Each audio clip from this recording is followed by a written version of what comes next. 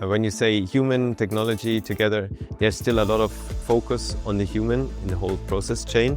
New technology should help humans to rather be more efficient, and this slogan really brings it into 3 words where our focus lies. My name is Patrick Wilhelm. I'm the team lead of the team innovation at Consulteer. The main task of the innovation team is to identify new technologies and help our customers to implement these technologies into their systems. We have a focus on 3 innovative topics. That is unmanned vehicles. It can be flying, swimming, or just driving on the streets. Robotics, and then artificial intelligence. And the goal would be to really merge these 3 technologies into one bigger system that has a high rate of automation and is easy for the customer to use.